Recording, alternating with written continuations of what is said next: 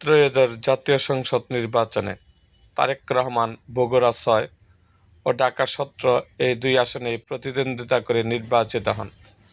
আইন অনুযায়ী একাধিক আসনে জয়ী হলে একটি আসন রাখার সুযোগ থাকায় তিনি বগুড়া ৬ আসন ছেড়ে দিয়ে ঢাকা ১৭ আসনের সংসদ সদস্য হিসেবে শপথ নেন।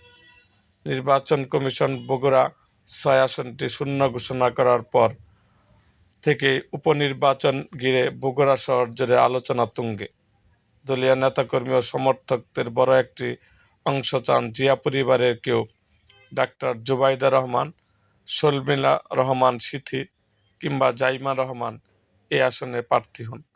জিয়া পরিবারের বাইরে সম্ভাব্য প্রার্থী হিসাবে আলোচনায় রয়েছে বিএনপির মিডিয়া সেলের সভাপতি ডক্টর মওদুদ হোসেন আলমগীর পাভেল, জেলা বিএনপির সভাপতি রেজাউল করিম বাদশা, সাবেক সভাপতি অ্যাডভোকেট একেএম মাহবুবুর রহমান, সাবেক সাধারণ সম্পাদক জয়নাল আবেদিন চাঁদ, আলিয়াসগড় তালুকদার হেনা এবং সাবেক সংসদ সদস্য হেলালুজ্জামান তালুকদার লালু।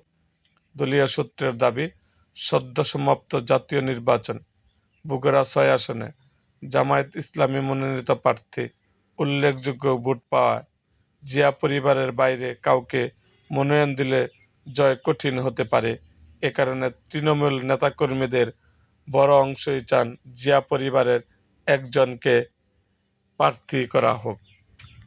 এরকম আরও ভিডিও পেতে এবং রাজনৈতিক অঙ্গনের নানা ঘটনা ও ইতিহাস জানতে আমাদের মুক্তাগাছার ইতিহাস মিডিয়া ইউটিউব চ্যানেলটিকে সাবস্ক্রাইব করুন এবং পাশে থাকা বেল আইকনটি বাজিয়ে দিন।